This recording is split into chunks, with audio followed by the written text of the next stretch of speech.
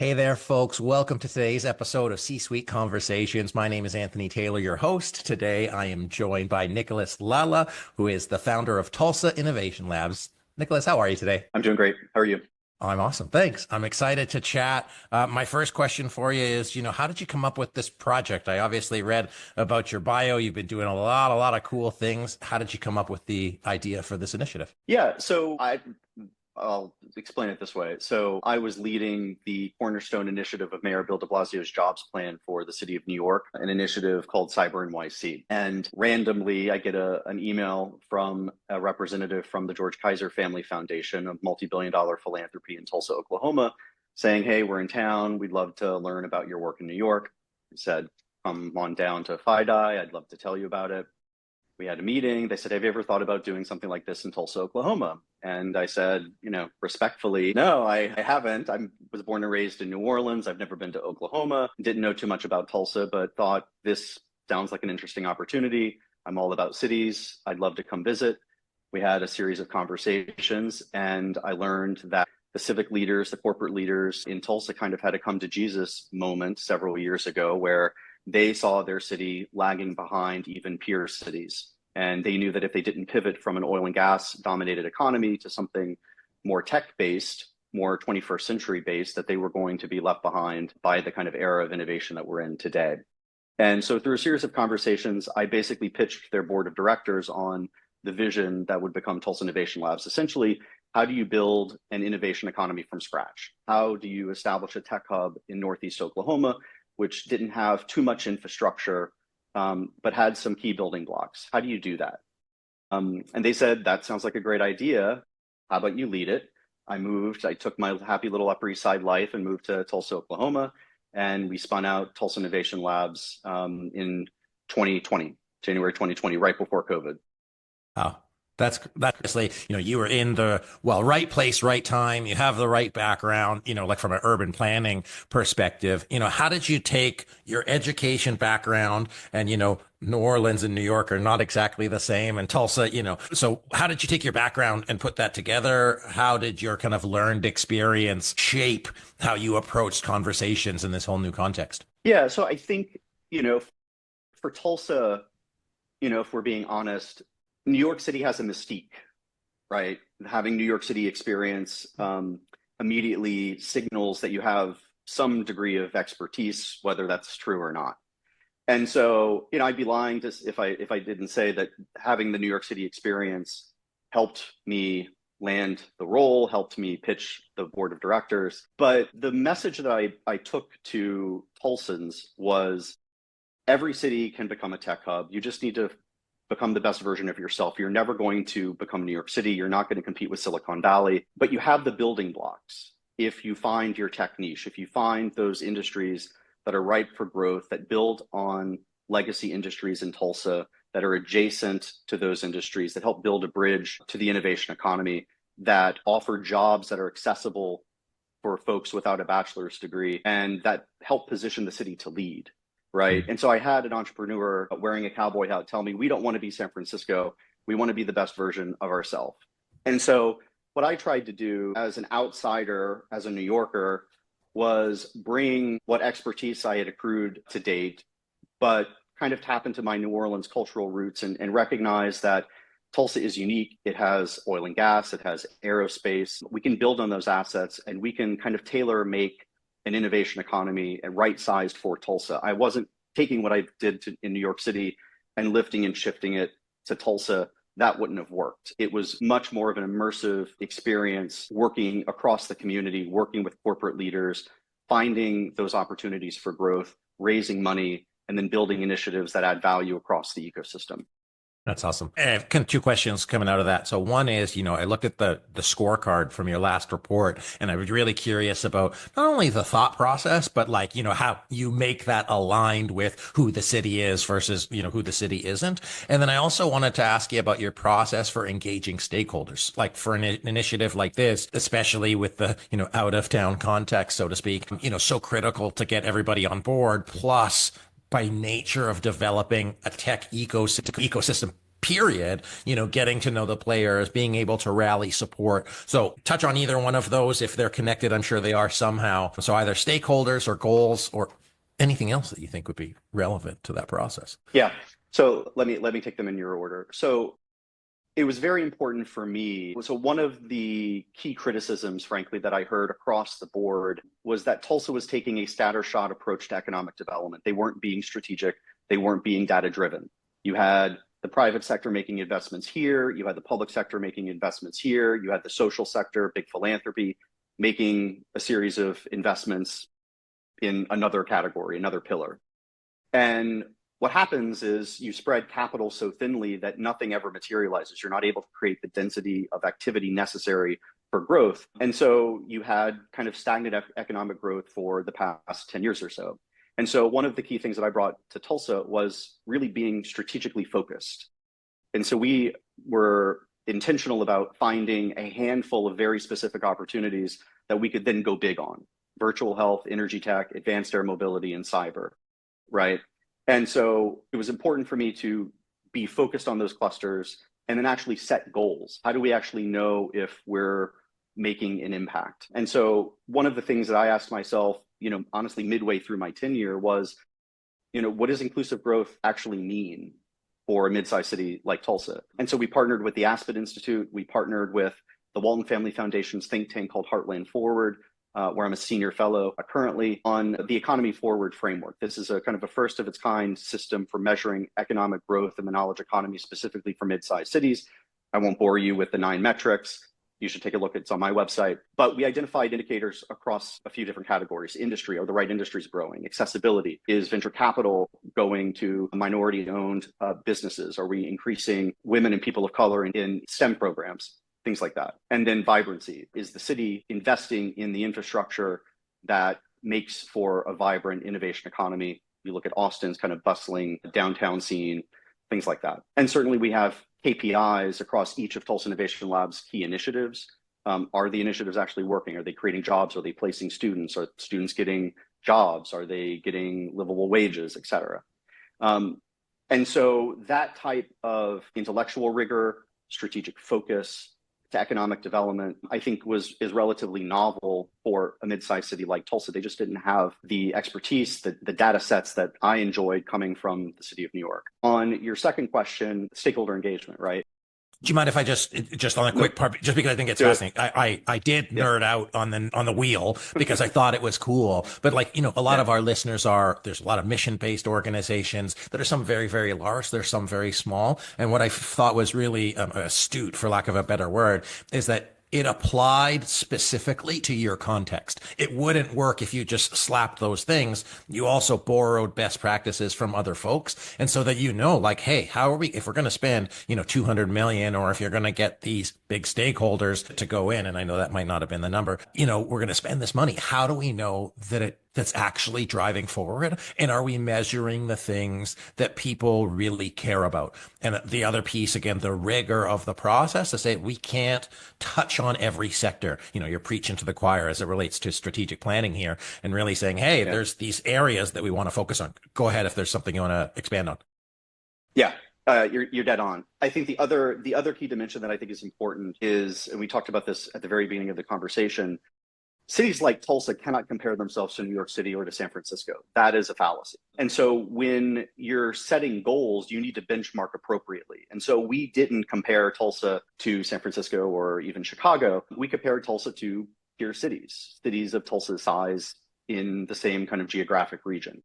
And so the Economy Forward framework sets goals based on the growth rate of peer cities over a similar period of time across a number of different metrics. So I think that's I don't know if that's too granular, but I think that's an important point. As to your stakeholder coordination question, and this is by far the hardest thing to do. This was where me as a leader had the steepest learning curve. It's where I think Tulsa still has the strongest upside potential. I dedicate an entire chapter in my book, Reinventing the Heartland, to it. Chapter 3, Ecosystem Coordination. The whole idea is to identify strategic priorities as a city and go big across sectors in those particular clusters. And that in the business world maybe less controversial, but in a complex urban environment, making those types of choices is really hard for municipal leaders, for civic leaders, for philanthropists, because they have 1,000 stakeholders. Some of them are accountable to the electorate. They want to make everybody happy, but you have to make really hard choices. And so at Tulsa Innovation Labs, we were pretty ruthless in identifying a handful of opportunities and going big on those clusters. And the name of the game is to align partners on those opportunities to create a shared vision for growth. And I knew that Tulsa Innovation Labs, as a little nonprofit and even backed by a large philanthropy, wasn't sufficient. I needed my Fortune 500s on board. I needed to unlock federal funding, state funding, municipal funding. I needed my local nonprofits, my universities to coordinate with me. It's really, really, really hard. It takes months and months and months. It takes conversations. I think a few lessons learned that I think Tulsa Innovation Labs has done, I think, effectively is engage those key leaders and those key organizations at the very beginning, bring them on as part of the visioning process, as part of the strategic planning process. And the end product is aligned to their interests, right? We picked energy tech, obviously, in part because you have major oil and gas companies in Tulsa. We picked advanced air mobility because it aligned with Oklahoma State University's Unmanned Aerial Systems Research Institute, the Osage Nation's investment in a drone port, and the region's aerospace industry, right? So you bring them on board, and then you craft investments, economic development investments, initiatives side by side. You get in a room, you whiteboard it out together, you make sure that the initiative is driving value for businesses, driving value for the city, and driving value for our philanthropic backer, meaning that we're expanding opportunities for people that need it. That type of coordination is exceptionally difficult. It's exceptionally difficult to maintain that level of discipline and focus over a prolonged period of time. It's where I screwed up the most, and I think it's where Tulsa still has room to grow, really aligning on that shared vision for growth and then implementing initiatives over the long term. Really hard to do. Yeah. I mean, no one's done it before. And especially like moving forward in such a challenging time, like staying the same is the easiest thing to do. And so I was going to ask, as it relates to change management, this many years in, recognizing that, there's an unlimited ceiling, so to speak, or also recognizing that internal and external factors impact your ability to actually do the thing that you want to do, but that it's a mountain with no top. It will keep going forever. How are you feeling this change is going? Not necessarily to plan, but just, as you're moving forward to getting the city to see themselves as a new Tulsa while still being Tulsa and acknowledging its deep history, both culturally and in industry. It's a good question. It's a really good question. And I'm glad that you used the term change management. I think one of the areas that I didn't fully appreciate was that you're exactly right. This is an exercise in change management. I did not recognize that when I took the job. And I didn't honestly recognize it the first 6 to 12 months. I was focused on building a vision for inclusive growth, finding opportunities in tech that made sense for Northeast Oklahoma, and building a strategy. What I failed to realize is that all of that is highly disruptive, sometimes controversial. It's going to piss some people off. Anytime you disrupt the status quo, people are going to be upset with you. It's going to be uncomfortable. And what I didn't realize as a leader was that my job was to bring the community along with me, right? I think I was too focused on individual phases of my project, which were highly collaborative, but I failed to realize that I think I failed to take a step back and realize this is a lot for Tulsa to process. And my sense of urgency, my impatience, my ambition, my cultural affect didn't always play perfectly in Tulsa. And I think we hit our groove when people and organizations started to realize maybe Nick's not so crazy, he's onto something. And we started getting some wins under our belt, and that generated momentum. It built trust, it built confidence. We executed, we did what we said we would do. We treated people respectfully, and we were delivering. And over time, things started to kind of unstick, right?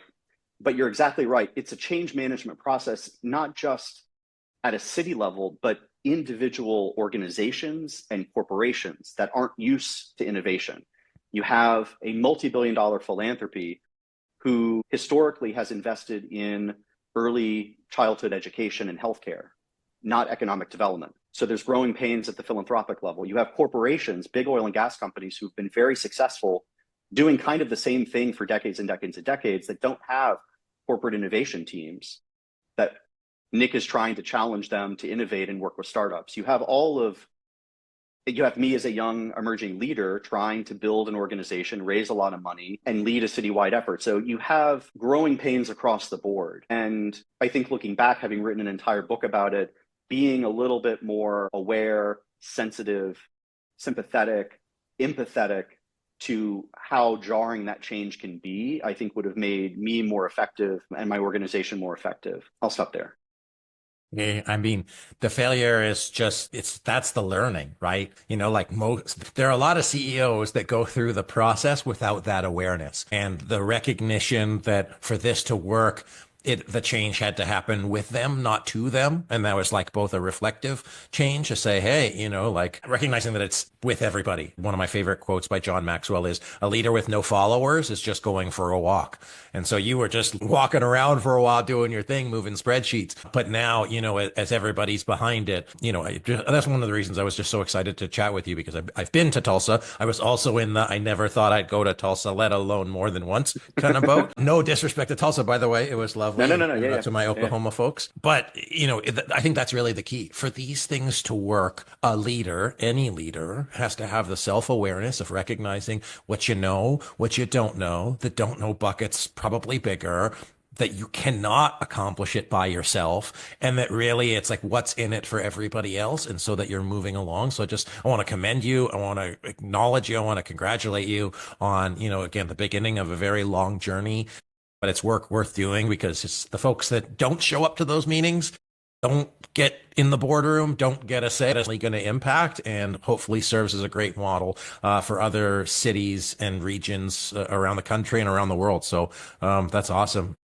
I don't have a final question, but if there's anything you want our listeners to know, not necessarily about your work, because I'll certainly plug you and they can get it in the show notes, but just about the experiences, any other times you got punched in the mouth proverbially with a challenge, or anything else that you think would be valuable to our listeners.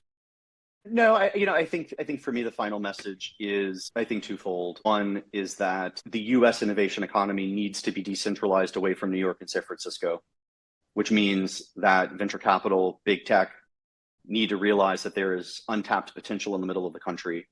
And then second, those mid-sized cities in the heartland shouldn't emulate Silicon Valley or New York City. They need to realize that they can write their own history. And the objective is to build on your assets, grow from within, and help pivot your city to the 21st century and expand opportunities in tech. That's the message of my work. That's the message of the book. Awesome. I love it. I think everybody's got their strengths. You're a great you. You're a terrible everybody else. That applies to you as a leader, as well as, any other businesses or organizations. So really like lean into your strengths, have the awareness. And the other challenge around moving this is having folks, not just one person, but really like a coalition of folks driving it forward. So I just appreciate you sharing with me. Author, Reinventing the Heartland. Check them out, nicholaslalla.com. You can see a bunch of other reports, even see annual reports from the project to see how it's going. Nick, it's just been a pleasure chatting with you. I look forward to hearing more, and maybe the next call you'll have a cowboy hat on. We'll see how it goes, how indoctrinated you get. Thanks so much. I appreciate it. Folks, my guest today, Nicholas Lalla. My name is Anthony Taylor. This has been C-Suite Conversations. You can learn more about SME Strategy, the host of the podcast, SMEstrategy.net, and be sure to check Nick online and his great work. He does a lot of writing, and it's awesome. So thanks again, Nick. I appreciate you. Everyone else, I'll see you next time.